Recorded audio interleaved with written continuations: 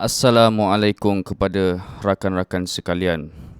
Hari ini dalam Pil Hijau, Your Daily Dose of Green Pill, kita akan membincangkan tentang siapa yang pegang dunia. Dalam episod lepas kita dah cakap pasal Pak Mail dan rakan-rakan. Dan kita dah tahu Pak Mail ni adalah seorang mastermind dan rakan-rakan dia juga adalah orang-orang yang mempunyai bisnes yang besar, yang control resources, yang dipanggil corporation. Dan mereka ini yang kita panggil pegang dunia melalui pyramid scheme. Dan kita nak cerita sikit pasal pyramid scheme mereka ni. Okay? Sebab dunia kita ni sebenarnya dikawal oleh pyramid scheme, yang di mana kita ada structure di sebalik structure, yang di mana di bawah sekali kita citizen, di atas ada government. Di atas government ada supranational body, yakni UN, WHO, World Trade Organization, United Nation, NATO dan juga World Bank, IMF. Ni semua kita panggil supranational body yang digerakkan oleh corporation di atas mereka ni. So corporation ni kita nak cakap macam mana dia control dunia kita ni. Dia ada satu konsep dia panggil mergers and acquisition. Ini adalah cara mereka pegang dunia melalui mergers and acquisition. Dalam bahasa yang lebih mudah orang faham, iaitu shareholding. Okay, shareholding. Bagaimana dia shareholding satu company tu ataupun satu badan government tu? Dia berlaku begini. Okay. Dalam mergers and acquisition ni dia ada, kita panggil dua cara lah shareholding. First kita panggil public shareholding. Public shareholding ni dia, kita punya company tu akan keluar kat dalam annual report. Kita panggil annual report company tu dia sebagai shareholder. Dan yang kedua adalah private shareholding. So yang private shareholding yang kebanyakannya yang company corporation ni, dia menggunakan proxy. Okay, saya tulis sikit, proxy. Proxy. So proxy yang digunakan untuk kontrol sesuatu government melalui orang tengah. Proxy ni sebenarnya orang tengah. Okay. Jadi cara dia macam mana dia nak masuk tu, kadang-kadang dia datang melalui trust fund. Saya tak nak cakap banyak pasal trust fund ni sebab anda semua dah tahu, orang Malaysia mesti tahu pasal MDB, betul tak? So saya tak nak cakap pasal skandal MDB, tapi macam saya cakap, cara dia orang masuk dia melalui orang tengah. Dan dia daripada orang tengah tu yang dia control. Sebab tu kita panggil dia shadow government. Dia melalui string daripada belakang, tirai. Okey. Nama dia takkan tertera sebab nama, contoh, kita tak nak sebut nama orang tu Mr. N. Mr. N ni tak tahulah dia menteri mana kan. So Mr. N ni dia yang menjadi orang bagi proxy kepada orang yang panggil corporation atas tu. So berbagai cara yang diorang gunakan, especially melalui trust fund. So trust fund ni yang membuatkan dunia ni jadi more globalized. So apabila sesebuah negara tu dia dah buka dia punya agensi dia, contoh kita panggil agensi WHO lah. Okey lah, kita panggil WHO lah. So WHO apabila dia, kita panggil privatizekan dia punya funding dia, kita buka share dia, maka corporation akan masuk ke dalam WHO as a part of CSR. Orang-orang kaya ni dia ada foundation. So dia ada corporate social responsibility dia dengan cara dia masukkan duit dia kepada agensi-agensi, kita panggil badan-badan NGO ni lah kan. Dia sebenarnya walaupun dia NGO, dia dikontrol oleh corporation melalui shareholding dan juga kita panggil mergers and acquisition lah. Okey, kita dah tahu pasal trust fund, kita dah tahu pasal macam mana dia control melalui corporation. Sekarang ni kita nak tahu control system dia. Control system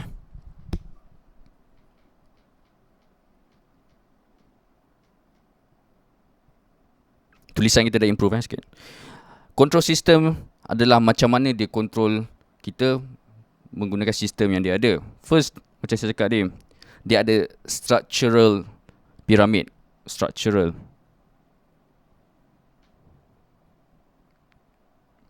Dia ada structure. Structure dia berbentuk piramid. Yang kedua, dia ada financial.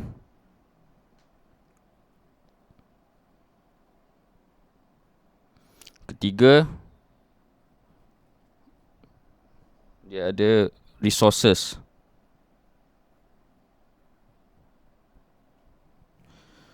Keempat, dia ada media. Kelima, dia ada education. Education. So saya dah explain sikit pasal financial, tapi tu bukan the biggest picture So saya nak cakap sikit pasal financial ni. Sesebuah negara tu dia punya structure, financial structure dia bergantung kepada kita panggil bank, betul tak? So daripada bank itu yang dia buat spider web dia. Okay. Nak tahu macam mana spider web dia adalah daripada atas. Kita ada bank yang paling besar.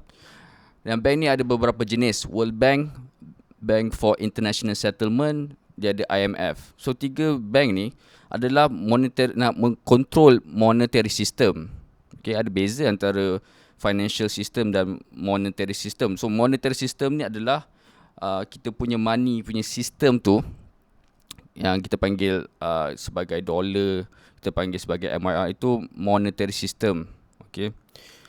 Daripada monetary system ni dia control kita dengan cara apa? Printing money, printing and producing. So bila dia mengawal duit, keluar masuk duit dan juga supply and demand duit, sebab duit ni sepatutnya bukannya komoditi, betul tak? Duit ni sepatutnya adalah macam emas dan perak ni, dia datang daripada Allah. Okay? Dia datang daripada Allah. And then kita menggunakan emas dan perak ni sepatutnya untuk berdagang lah. Jadi dia duit, dia sepatutnya bukan komoditi. Tapi sekarang ni dia jadi semua benda adalah boleh dia jual beli, termasuk duit. So apabila terjadi transaksi jual beli duit itu, maka ada negara yang akan kaya dan ada negara yang akan miskin. Sebab apa? Setengah negara tu kemungkinan ekonomi dia lebih kuat, maka orang lebih suka untuk invest. Kita panggil ni foreign exchange. So dia invest dekat negara ni punya currency. Contoh macam minyak kan. Minyak harus di-deal oleh menggunakan USD, US dollar. Jadi kalau satu dunia nak beli minyak dekat OPEC, OPEC ni badan minyak lah. Jadi dia kena tukar duit dia kepada currency yang OPEC terima, yakni USD. So apabila dia beli USD, maksudnya USD tu in demand. Apabila USD in demand, dia punya duit jadi lagi mahal.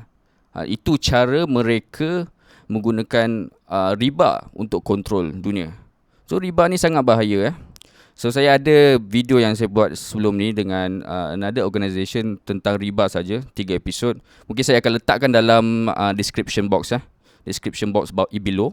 Nanti boleh tengok 3 untuk faham macam mana riba ni berlaku. Jadi saya tak nak panjang pasal financial lah, sebab kita dah tahu dia menggunakan duit untuk kontrol kita. Cuma bukan tu saja. Dia ada juga resources. Resources ni dalam bentuk minyak, dalam bentuk makanan, dalam bentuk energy, coal mining semua. So kita faham dia juga control resources, consolidate. Kita main consolidate ni, dia satukan resources tu supaya mereka sahaja yang pegang resources tu. Dia nak menyatu, catuan resources. Manakala satu government tu dia bergantung kepada mereka. untuk dapatkan resources ni. Macam contoh macam minyak, okey. Minyak sepatutnya setiap negara kalau yang ada minyak tu dia sepatutnya dia gunakan untuk negara dia lah kan. Tapi apabila minyak tu menjadi satu komoditi, dia terpaksa letakkan minyak tu kepada satu badan. Okey, badan ni akan kontrol keluar masuk minyak dan production minyak tu. So, negara-negara kata mereka cara ini lebih adil sebab apabila kita letakkan dalam satu badan, negara-negara ada fair lah. Kita panggil fair untuk beatkan price minyak tu. Tapi sebenarnya, in reality, benda-benda yang consolidate resources ni sebenarnya advantages kepada negara-negara yang kaya saja. Okay. Sementara negara pengeluar tu sebenarnya menjadi semakin miskin dengan resources kerana apa tadi macam saya cakap, dikontrol melalui financial, melalui kita punya duit kertas iaitu exchange rate. Okay. So itu cara mereka dan ini ada stages yang akan berlaku. Sekarang ni memang resources tu masih lagi kita pegang. The next step yang diorang akan buat adalah diorang nak consolidate semua sekali resources kepada satu badan sahaja. Okay, itu nanti mungkin kita akan bincang dalam episod yang lain. Okay. Jadi dalam control system tu juga dia ada media. Media ni saya dah bincang. Saya dah bincang pasal media ni dalam beberapa episod lah. So sepatutnya kita dah faham lah macam mana dia control media. Tapi dalam structure yang saya tunjukkan tu, okay, yang control media ni, dikontrol melalui proxy. Jadi kalau kita study media dalam kat luar negara, ABC News, CBC, NBC, bila kita study shareholder dia orang sebenarnya interlocking. Interlocking ni dia bercampur baur, sebenarnya dia orang ni datang daripada satu source yang sama lah. Okay. Apabila dia datang daripada satu source yang sama, bermaksud editorial policy ataupun polisi untuk keluarkan berita tu dikawal oleh badan mereka. Jadi jangan terkejut kalau TV1, TV2, TV3, TV4, TV5, TV6, TV7, TV8, TV9, TV10 semua keluarkan berita yang sama sahaja dengan nada yang sama sahaja. Okey. Itu sebab mereka dah control the editorial policy supaya mengeluarkan berita pada waktu-waktu yang tertentu dan untuk trigger certain effect. Contoh, kalau nak bagi orang percaya adanya pandemik yang besar, mereka akan keluarkan berita satu dunia pada masa yang sama tentang pandemik tersebut supaya semua orang percaya ada pandemik. Itu salah satu cara. Okay. Media is biggest to me. To me is the biggest form of control. Sebab, cuba bayangkan macam ni. Saya cuba bayangkan. Kalau kita tak ada TV langsung, kita tak ada social media langsung, pada tahun 2020, adakah kita akan ada COVID-19? Itu persoalan yang anda harus tanya diri anda sendirilah. Okay? Cuma saya nak bagi tahu yang media adalah cara mereka. Okay, you have something to say, they have something to say. How do I put it out to the masses?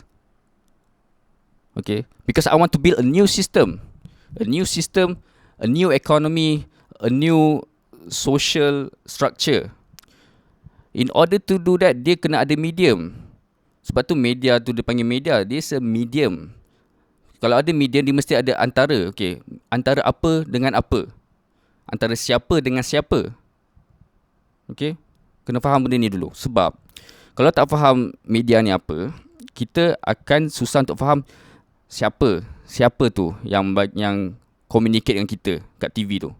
You have to know. If you don't know, then you won't know the bigger picture. Okay. Education system. Ini mesti ramai tak suka saya ni. Sebab saya dah pernah buat post ni kat LinkedIn. Saya pernah cakap banyak kali. Orang tak suka bila kita cakap yang education system ni sebenarnya part of control system. Dan dia digunakan dalam proses conditioning.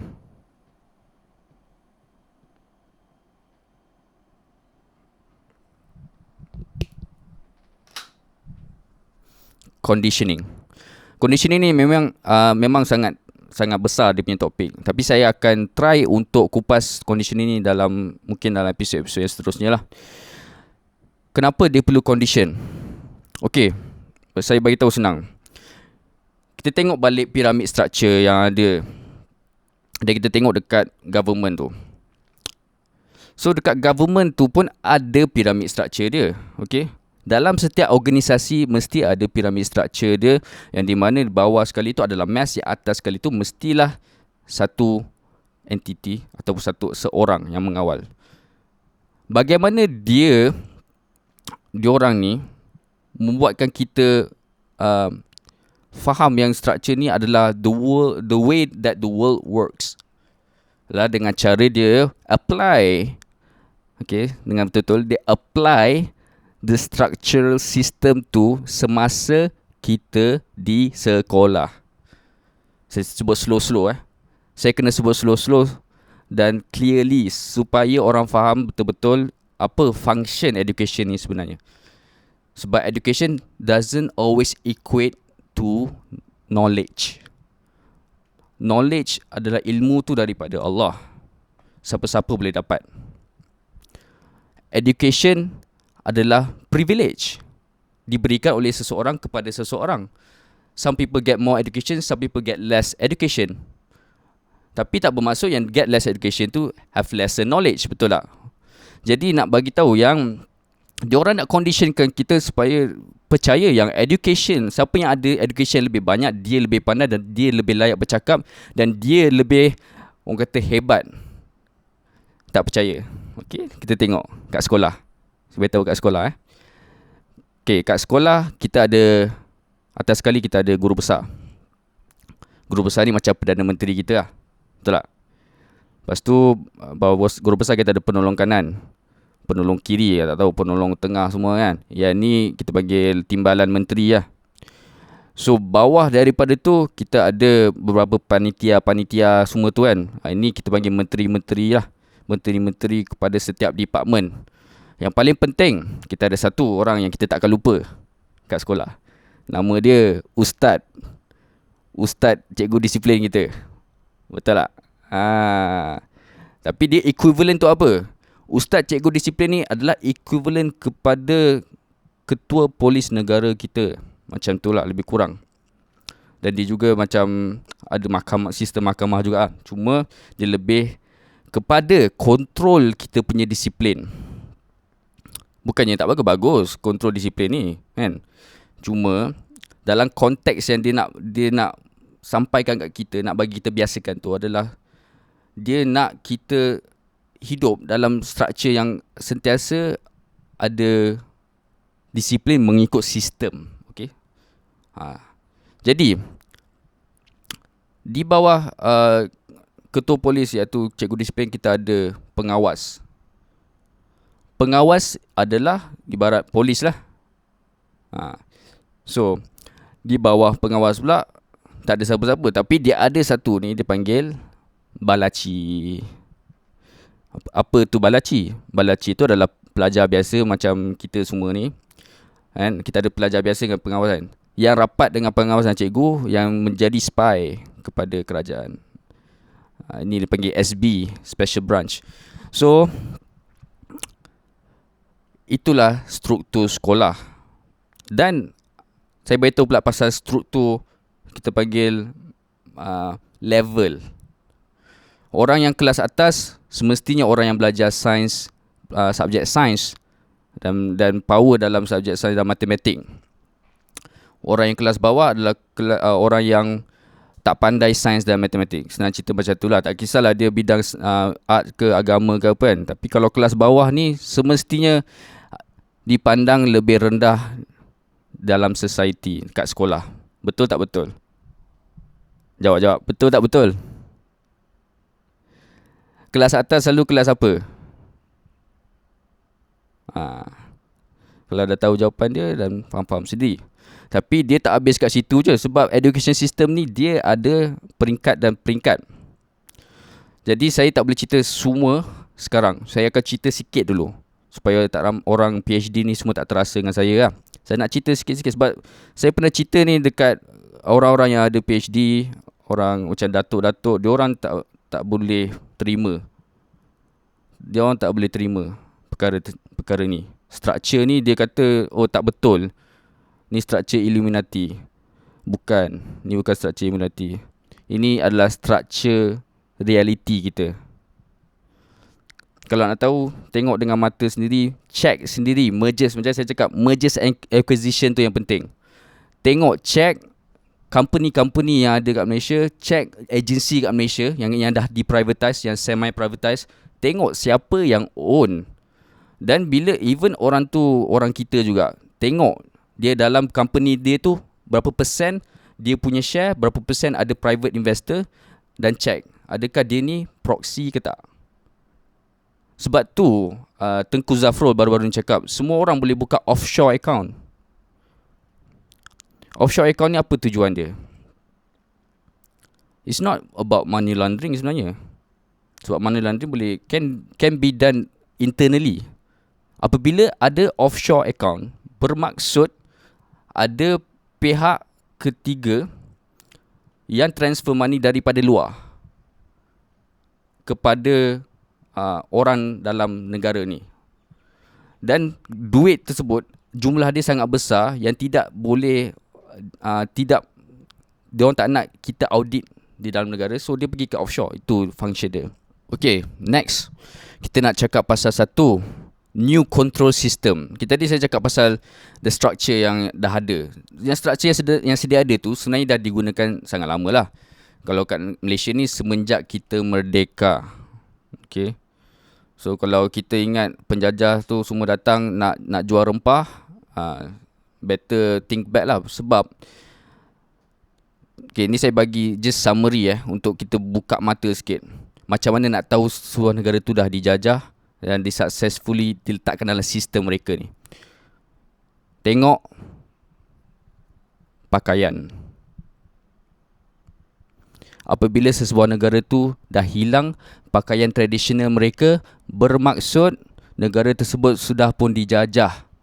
Lagi-lagi apabila orang-orang atas, orang-orang ketua-ketua kat atas tu, pakaian mereka dah bertukar kepada pakaian mereka. With bows and ties, with coats. Okay, ada juga yang pakai baju Melayu, tapi kadang-kadang je lah kan. Time Jumaat ke, time nak buat pengumuman raya ke kan. Tapi majority memakai pakaian mereka. Dalam dunia control system ni pula, kita panggil technocratic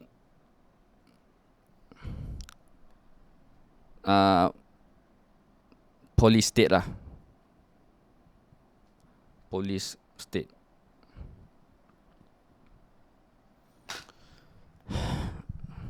Technocratic police state. Apa maksudnya? Bila saya bercakap pasal ingat episod dalam 2 episod lepas lah, saya cakap pasal pro-vax versus anti-vax, yang di mana dua-duanya hanyalah dicipta oleh mereka. Tapi lepas tu saya buat introduction kepada kenapa dia orang buat pandemik ni. Okay. Lepas tu saya pergi kepada episod solat jarak. Sebenarnya saya bukan cerita pasal solat jarak. Kalau siapa yang tengok episod tu dia tahu. Saya cerita pasal SOP tu datang dari mana, and then saya nak cakap pasal adakah pandemik tu datang secara natural ataupun plan untuk mereka. Okay, mereka ni yang tadi saya cakap, the elite tadi. Sebab kalau ianya natural, tak mungkin diorang dalam dokumen diorang dah tahu semua, dah tulis semua kan, yang ada pandemik akan berlaku, yang diorang akan tukar teknologi kepada IR 3.0 ke IR 4.0. Okay, kenapa pentingnya technocratic police state? Kenapa diorang nak tukarkan kita punya ekonomi kepada fully digital? Tak cukup ke dengan apa yang diorang ada? Sebab kalau kita dah tengok sekarang ni, structure yang diorang ada dah kemas, dah cukup kemas dan cukup untuk diorang kontrol satu dunia. Betul tak? Belum lagi. Okay, saya kadang-kadang kena slow sikit. Kadang orang marah. Dari satu, saya tak nak orang salah faham. Saya kena slowly buat video yang panjang-panjang sikit bagi orang faham satu-satu kenapa dia macam ni. They are not just striving for control of your social. Dia go as far as wanting to control your body. Okay. Itu yang kita panggil the main thing. Dia nak control tu macam Tuhan.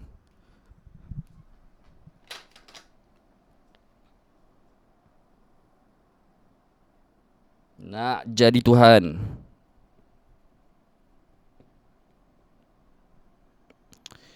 Saya tak boleh nak asyik nak baca dokumen kat anda sebab kadang-kadang orang tak suka benda yang baca-baca ni kan. So saya explain as sembang lah kan.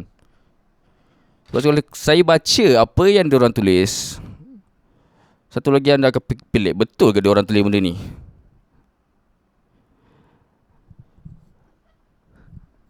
This is not just, we call it a war on social, on economy, on kita panggil civil liberty, but it's also war on spiritual. Kalau kita nak cakap pasal ni, cerita dia lagi panjang. Cuma saya nak beritahu, ni the next form of control for them. That's why they have to move from IR 3.0 to IR 4.0. Okay. Bagaimana dia consolidate kan semua? Sebab technocratic police state ni sebenarnya adalah is just almost the same as the previous control system, cuma dikonsolidatekan kepada digital environment. Faham? So previous one analog lagi ada sikit digital. This time diorang nak create satu sistem di mana dalam sistem tu ada semua information kita dan kita macam kena rujuk kepada diorang untuk semua resources kita. Kita punya education, kita punya financial, kita punya media pun, sebab sekarang pun media kita consume melalui kita punya phone kan. So the next age is about consolidation. Technocratic police state adalah cara mereka untuk consolidate. Mereka ni macam saya cakap di elite yang buat this whole system lah, kita panggil environment. Okay, next one saya nak cakap pasal satu benda yang lagi serius, yang saya kena slowly and have to be brave to say this. Okay, macam saya cakap tadi, macam mana diorang pegang kita punya government dan government kat seluruh dunia adalah melalui corporation mergers and acquisition. Okay, ownership kepada company-company lokal. Tapi ia tak berhenti kat situ saja. Untuk kita forward sebuah agenda yang bukan saja untuk control social, bukan saja untuk control financial, ekonomi, bukan saja untuk control education, tapi dia nak control spiritual. Mereka harus ada satu movement. Yang ni kita panggil konsep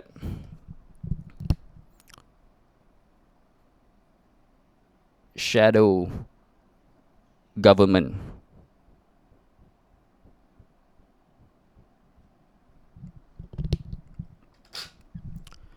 Shadow government. Apa itu shadow government? Macam saya cakap, structure kita ada government kita kan, dia ada structure dia sendiri. Lepas tu di atas tu kita panggil yang control system mereka, yang kita panggil pyramid scheme. Di belakang government tu, di belakang structure tu, ada lagi satu structure yang dipanggil shadow government. Jadi apa kerja shadow government ni? Sebelum kita nak bincangkan pasal apa kerja dia, kita kena faham apa konsep dia. Konsep shadow government ni adalah perencanaan di sebalik government tu. Untuk apa? Untuk move kepada satu sistem agama kepada another sistem agama. Ni saya tak cakap pasal agama mana-mana. Saya tak cakap pasal Kristian, saya tak cakap pasal Buddha, saya tak cakap pasal Hindu, saya tak cakap pasal Islam. Saya cakap pasal orang yang bertopengkan Islam, yang bertopengkan Buddha, yang bertopengkan Hindu, yang bertopengkan Kristian, tapi sebenarnya bukan beragama tersebut. Itulah shadow government sebenarnya. Tapi sebab shadow government ni mempunyai structure, dan dia juga mempunyai kasta. Jadi orang yang bawah tu tak faham apa yang atas nak. Jadi kat sini yang kita kena lebih berhati-hati, sebab tak semua mereka ni tahu. Yang tahu hanyalah yang kat atas tu. Okay. Macam mana saya tahu pasal ni? Saya refer to Dr. Omar Zaid lah, sebab dia pun orang yang pernah berada dalam situasi shadow government ni. Dan lepas dia masuk Islam, dia menulis beberapa buku. Antara bukunya Hand of Iblis dengan Cain's Creed. Okay. Buku ni menceritakan pasal structure shadow government dan cult. Dia bila ada shadow government ni, dia ada cult. Dia ibarat satu coin yang ada dua muka, dua side. So side depan adalah side order. Order ni dia menunjukkan dia sedang melakukan kebajikan, dia melakukan kebaikan, dia membuat fraternity, brotherhood, buat charity. Tapi muka belakang, side belakang adalah chaos. Dia merencanakan macam mana untuk membuat satu huru-hara supaya order yang diorang berikan tu adalah solution. So the constant kita panggil exchange between order and chaos tu adalah daripada perencanaan shadow government.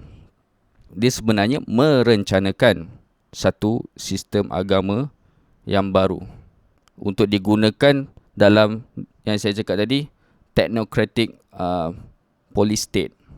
Dan apabila mereka ada dua side, yakni shadow and light, so mereka boleh pergi keluar dan masuk dua-duanya ni. That's why dia ada simbol checkerboard. Tapi kita tak nak sembang pasal simbolism. Kita nak tahu apa yang diorang buat. Dekat public menunjukkan muka diorang sebagai orang-orang biasa. Dekat belakang mereka adalah satu brotherhood.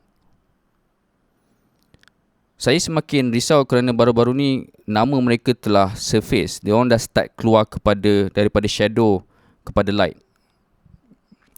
Apabila satu organisasi yang meant to be on the shadow go out to the light, kat luar daylight ni, bermaksud they are ready to put their religion to your children. Apa agama mereka? Macam saya cakap, diorang bukan agama Samawi, diorang bukan agama-agama yang kita tahu. Jadi kalau diorang buka agama Samawi, adakah diorang ni atheist? Adakah diorang atheist tidak mempunyai tujuan spiritual yang khusus? Jadi apabila kita dah faham benda tu, maka saya nak just sebagai ending kepada episod kali ni, saya nak sarankan kepada anda semua untuk lebih berhati-hati. Perhatikan betul-betul. Macam mana dia ubah kita punya social system, macam mana dia ubah agama kita, struktur kita, masjid kita, dan macam mana dia ubah anak-anak kita. Ni yang penting. Jadi sampai hari ini sajalah episod kita. Saya sebagai seorang yang prihatin ingin mengucapkanlah supaya anda semua berhati-hatilah di jalan raya. Dan semoga kita sentiasa mendoakan sesama kita, keselamatan kita semua. Dan just open both of your eyes and see the world. See the world as it is. Allah takkan marah kita. Kalau kita nak ada anak, kita nak enjoy dunia kejap ni, boleh. Tapi yang Allah marah apabila kita semua enjoy dan kita menidakkan dan tutup mata kepada kebenaran. Yang sepatutnya kita semua sebarkan kebenaran. As easy as you share this video pun dah menjadi satu pelepasan kepada anda nanti di akhirat. Tapi tak ramai nak buat benda ni sebab takut. Betul ke dia cakap? Okay, tak apa, check dulu. Okay, lepas tengok video, tengok kat dunia luar ni. If you have convinced, then please do share this video. Because kita ada banyak lagi konten yang kita akan put out untuk berpesan-pesan. Saya sebagai orang biasa, buat kerja, buat bisnes, tapi saya tak tinggalkan kerja amar ma'ruf nahi munkar ni. Ni dikira amar ma'ruf nahi munkar juga. Sebab dia memberitahu kepada kemungkaran yang mereka nak bawa kepada kita. Jadi, sampai sini sajalah episod kita kali ini. Assalamualaikum warahmatullahi taala wabarakatuh.